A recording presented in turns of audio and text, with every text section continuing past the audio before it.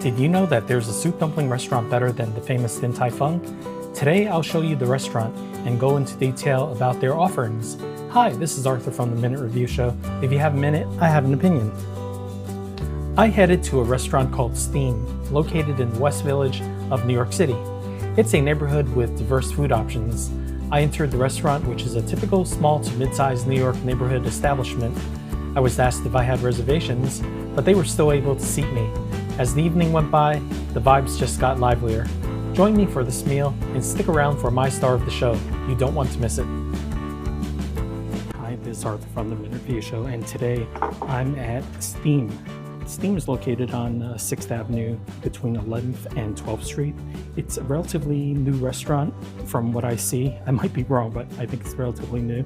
It's a Shanghainese restaurant with a little touch of Cantonese food smattered in to the menu.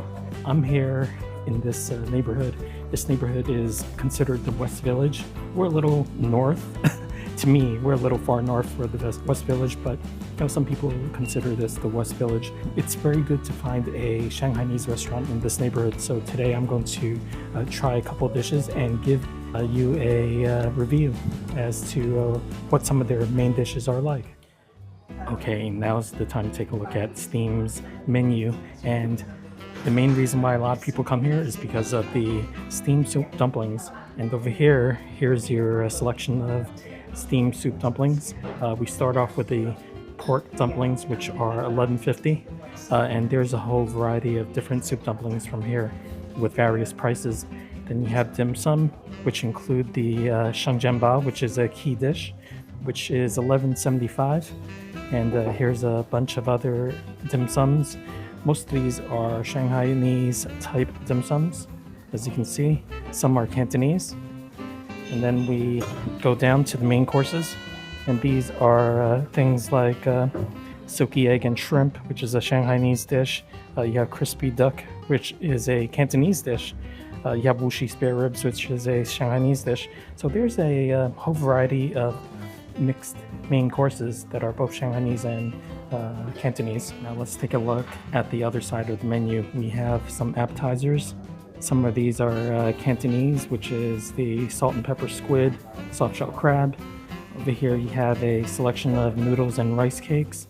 So over here you have the Shanghai style lo mein, which is a popular dish. Shanghai style rice cakes, which is another main Shanghai dish. Then we have the cold Shanghai dishes. So they have a pretty good selection, about 10 of these, which is classic Shanghainese. Then you have the vegetable dishes. Over here, these are vegetarian. You can see there's string bean, tofu, bok choy, things of that sort. And then we have different types of fried rice. And then we have some soup. And then we have some beverages. We ordered an appetizer, the scallion pancakes. This scallion pancake costs about $7. And take a look at this. There's about 6 pieces. Basically, it's one pancake cut into 6 pieces. And look at the quality of the scallion pancakes. They seem to be pretty thin. Maybe the size of a thin pancake, about 3 millimeters each. There are some thicker ones. This is on the thin side. It is nice and hot, nice and crispy. If you take a look at both sides, it's nice and brown to a crisp. Another thing that we should be aware of is how many scallions are in this pancake. So if you take a look at the pancake, you see that there are little flecks of green in this pancake. They seem to be well distributed, not concentrated in one part of the pancake. So yeah, this looks definitely reasonable as to the amount of scallions they provide. Okay, the first dish I'm going to try today is the appetizer, which is the scallion pancake. If you take a look at the scallion pancake, it's the thin type. There are a lot of restaurants that sell the thick type. This one has an evenly distributed amount of scallions, so I really like this. Let's try this. Okay. It's crispy on both sides. It's a light crisp. It's not a darkened brown crisp, a very light crisp. Yes, I taste the scallion. It's pretty strong, which is great because that ups the savory flavor. And the interesting thing is that in between the two crispy parts, It's a nice, soft texture. It's almost like it's like a pillowy bread. It's actually pretty good. I like the texture. I like the crisp. They seem to go together very well. A good scallion pancake is one that is very savory. So there's the right amount of salt, right amount of scallion in here. So yeah, this is pretty good quality. I highly approve of this version. We ordered the pork soup dumplings, and at Steam you get 6 soup dumplings. So let's take a look and play around with these soup dumplings, see what they're like. As I lift them up, oh, I can already tell that this is actually really good. The skin over here is super thin. You see that? When I'm poking it, it's very baggy. Another good sign here is that, you know how the top where the dough is pinched is not super thick, so it's actually a very good quality here. So I like the fact they don't make it too doughy. And when I lift this up, it seems like there's a lot of soup in here. It also seems like it's about to bust. So we're gonna take a look at the insides of this soup dumpling. Okay, now let's take a look at the actual soup dumpling. From what I can see, it's about 2 inches in diameter. So this is a fairly big soup dumpling. There's 6 of them. And let's poke the hole on the side of the soup dumpling. Let's see how much juice there is in the soup dumpling. And from what I can see, it's a clear soup. And there seems to be a lot of soup in here. When I lift up the plate, I see maybe about a tablespoon of liquid, a tablespoon of soup in this dumpling. So let's break this up a little more. And then, here I see that we have a pork meatball. And judging from the softness of the meatball, it seems like it's packed lightly. It's not packed too tightly. It's not too hard, so it should be pretty good. The next dish I'm trying is the steamed soup dumplings. This steamed soup dumpling is the pork version. One thing that I have to mention is that the bottom of the basket is lined with a piece of paper. I lifted up 2 of the soup dumplings and both of them busted on the bottom. It would be nice if they use a waxier paper on the bottom to do the steaming. But in any case, we're going to try this. One thing that I established earlier is that this particular skin is super thin. So you can see that it's almost translucent, which is basically how soup dumplings need to be high quality. And from the looks of it, it looks really good. Also, the top is not stuffed with dough, so this is actually a pretty good thing. So let's give this a try right now. Okay, look at that. Look how paper thin that skin is. It's great. The texture is excellent. It's gummy, bouncy, and it's not overwhelming the dumpling. I could also comment on the soup. That soup is amazing. It's very sweet. I'm not talking sugary sweet. I'm talking about umami sweet. It's just strong in pork flavor, and also has that something extra that brings out the flavor of the pork. Also, the soup is nice and has the right amount of salt in it. Very good. Before, I also mentioned that there's about a tablespoon of soup in there, which is the perfect amount for a soup dumpling. You know, as I'm eating more of this soup dumpling, it reminds me of what Joe Shanghai used to be. You know Joe Shanghai, which is one of New York's most famous soup dumplings. It's one of the OGs of soup dumplings in New York City. In the old days, Joe Shanghai actually tasted a lot like this. Super thin skin, nice translucent skin, good flavor, hearty soup. It actually tastes a lot like the Joe Shanghai soup dumplings of the past. Not the current version, but the past. One other note that I should tell you about is the soup. The soup is clear, but don't let that fool you. The clear soup is still very savory and very porky. So, yeah, the soup dumpling is actually very good. In fact, as long as I've had this channel, this Minute Review channel, this is probably the best soup dumpling I've ever had. This is the first time that I'm at Steam, and I took a look at their website, and the chef who owns this restaurant or who partially owns this restaurant, has a very interesting history. The chef's name is Sammy Kwok, and his history starts off as a chef in Macau. He was a chef at the Hotel Lisboa, which is one of the oldest hotels in Macau. As you know, Macau is the special administrative region in China. It's dominated with Cantonese restaurants. And then after that, he went to another restaurant in Macau called Tai Phuc. And after that, he emigrated to the US and went to a restaurant that is very dear to my heart, which is Old Mandarin. Old Mandarin, for those who are old enough, that particular restaurant was at the ground level of the World Financial Center. It was basically a business type restaurant. It served a lot of good Chinese food for the business crowd in a very sophisticated setting. I really like that restaurant. I went there a couple of times when I worked down at the World Financial all those years ago. Well, apparently he worked there, and then after that, after 9/11, he moved on to a company called Prime Foods. For those who know, especially in New York, Prime Foods is the company that makes Gaga Soiga, which is the dumplings, the frozen dumpling company. They're one of the larger ones in New York City.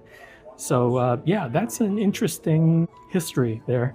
After that, he opened a restaurant in Chinatown. I don't really recall what the name of that restaurant is. And then now he has opened Steam. So it's a very interesting history. I really enjoyed reading that history because to me, that's a very New York story. Someone coming from Cantonese region in China and coming over to New York to build a restaurant empire. We ordered a pork pan fried dumpling. Now, this particular dumpling is called Shanghainese in Chinese. What it is basically a round bun that's been pan fried on the bottom. And this one appears to be about 2 1/3 inches in diameter, fairly good size. And I love all the beautiful pleating on this. There's some black sesame sprinkled on top and some scallions. Now, let's take a look at the bottom of the bun and see how seared it is. Wow, take a look at that. This is a beautiful sear. When I'm tapping it, you can feel the crispiness of the bun. And another thing that I'm feeling is that this bun, when I'm touching it here, it seems to be very fluffy. I'm really excited to eat this. And finally, I should mention that this is super hot. This is served on a cast iron plate, so you have to be really careful. This is barely eatable now because it's too hot, but I'll give it a few minutes and let it cool down, and I'll give you my tasting notes very soon. Let's take a look at the pork pan-fried buns. Usually these types of buns have a little soup in them or a little juice in them, so I'm gonna break them open with my chopstick and let's take a look. Okay, so as I open this, there does, ooh, you see it welling over here? There is some juice in here. So we're gonna give this a try and see what it's like. Ooh, I also should add that this meatball is seems similar in texture to the soup dumpling. Is nice and soft. Okay, I'm going to try the pork pan-fried buns. Now, this is also called Shanghainese, and let's give this a try. Not bad. Let's start off with the bun. See how fluffy the bun is? It's nice and fluffy, and it has that nice crunchy bottom. Both are very nice. They go together well. The bun has a little sweetness to it, which I think they probably add a little sugar to the bun when they make it, and it's delicious. It's very nice. There's a little burst of juice, a little burst of liquid inside this bun, which is pretty nice. It's not overwhelming. It's just a cursory amount. This is not a soup dumpling, but it should have a little moisture inside. And finally, we have the meatball. Okay, now the meatball is very good. It's not tightly packed, just like the soup dumplings. It's not tightly packed. This is actually very interesting. I really like it. It has that softness the fluffiness, it has the crispiness, it has the burst of liquid inside, and it also has the non-tightly packed meatball. This thing was put together with some care, as far as I can tell. It's pleasant to look at. It has a nice, taken as a whole, it has a very nice flavor and nice texture. We'd ordered a Shanghai rice cake. Now the Shanghai style rice cake at this restaurant seems to be more of a soy sauce based rice cake. The rice cakes over here has turned into a brownish color. Let's take a look at some of the components. I ordered the pork version. There's also a shrimp, a beef, and a vegetarian version. And I think there was one other version, maybe chicken. If you take a look at what they have here, you have the rice cakes, you have the shredded pork right here, tiny little julienne pieces, and then you have the Shanghai bok choy, which is this piece. You have some carrots. Yeah, let me dig around a little bit. This appears to be some other kind of vegetable, which I'm not really sure what that is. And you have mushroom, and yeah, this is a pretty good amount. It's about 7 inches in diameter. The one note that I'm smelling is that, you know, there's a strong soy sauce flavor, and there's also a good amount of wok that I can just smell right off the plate. So yeah, let's give this a try. Judging from the way it smells, I think I'm gonna like this. The next dish I'm going to try is the Shanghai rice cakes. The Shanghai rice cakes is an amalgam of rice cakes, pork, vegetables, and also some mushrooms. So there's a whole bunch of things going on in there. Taken together, it's going to be a very interesting combination. So here's the rice cakes. Let's try the rice cakes first. Okay, very good. It's cooked to perfection. Not too hard, not too soft. It's right in the middle. Nice, bouncy, chewy texture. The saltiness of the rice cakes, once again, perfectly salted. Not too much, not too little, just right. Let's try some of the veggies. That Shanghai bok choy is nice and crunchy. That's what you want in a Shanghai restaurant, Shanghai bok choy. Not overcooked, perfectly crunchy. And finally, let's try the mushroom. Now this mushroom looks like a shiitake mushroom, but let's see what kind it is. Okay, I think it might be a shiitake mushroom. I might be wrong, but it seems like to be a fresh shiitake mushroom, not the dried type. So yeah, it's not bad. What I can say about this dish is that it's very well done. It's done with care. There seems to be a pretty good balance of the saltiness and also the textures of this particular dish. You have this suppleness of the rice cake, and then you have the crunchiness of the vegetables, and then you have the meatiness of the pork. So taken all together, you get all the textures. It's a very filling dish. Rice cakes tend to really occupy a lot of your stomach space. So yeah, this particular version I think is really good. Now's the time for your favorite part of the show. Ta-da! The star of the show. And today's star of the show is none other than the famous pork soup dumplings. Oh my god. When I bit into that pork soup dumpling, I was transported back to Shanghai 25 years ago. The reason why it is so good is because that skin was reminiscent of what I got all those years back. And the flavor of that soup is amazing. It's perfectly balanced. There's that pork flavor. It has a good umami, a little sweetness in the pork. Between the skin, the flavor of the soup, and also the quality of the pork, you can't go wrong when you order that pork soup dumpling, which is why that's the star of the show. Thanks for watching the Minute Review Show. We're always here in New York and abroad, and I'm just going to show you in the coming weeks more and more of these great restaurants. I would like also for those who are watching to suggest to me some new restaurants that I can try in New York or in surrounding areas, maybe Long Island, maybe Queens, maybe Brooklyn. Just let me know where I should go next. All you have to do is put it in the comments. Also, please share this channel with your friends I would love them to know about this channel, and also subscribe and also hit the bell button so that you know when I post my next video. Thank you for watching, and I'll see you in the next video. The final check before tip is $51.18.